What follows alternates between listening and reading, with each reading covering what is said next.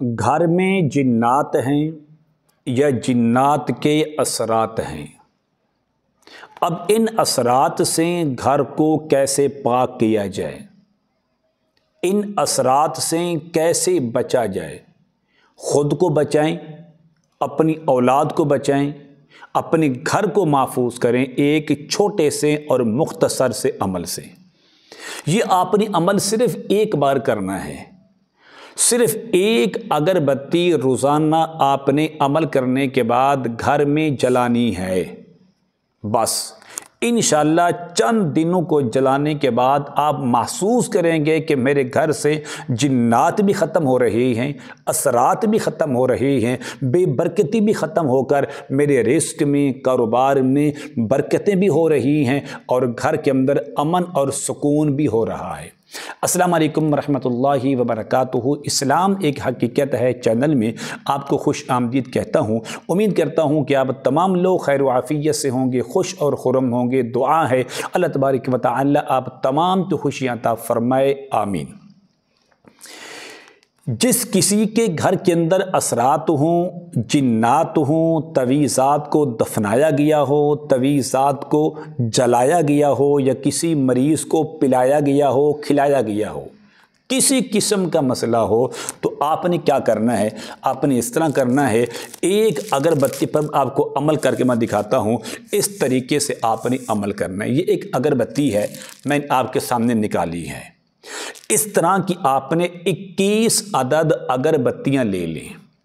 लेने के बाद रोज़ाना भी एक दम करके आप उसको जला सकते हैं या सारी की सारी इकट्ठी आप दम करके एक एक करके रोज़ाना आप जला सकते हैं। जिस तरह आपके लिए आसानी हो आप कर सकते हैं। लेकिन इसके जलाने का जो वक्त है वो मगरिब से लेकर इशा तक है। इसके अलावा किसी और वक्त में इसको हरगिज़ ना जलाया जाए। अमल नोट कर लें। अमल बताने से पहले अगर आपने अभी तक मेरे चैनल को सब्सक्राइब नहीं किया तो ज़रूर कर लें, ताकि मेरी आने वाली हर वीडियो आपको बआसानी मिलती रहे। अमल नोट कर लें। अव्वल आखिर आपने 3 मरतबा दुरूद इब्राहिमी पढ़ें और पढ़ने के बाद सूरतुल फलक और सूरतुल नास दोनों को मिलाकर आप 11-11 बार पढ़ें। पढ़ने के बाद आयतल कुर्सी को 3 बार पढ़ें और सूरतुल जिन की पहली 5 आयतें 5 बार पढ़नी हैं।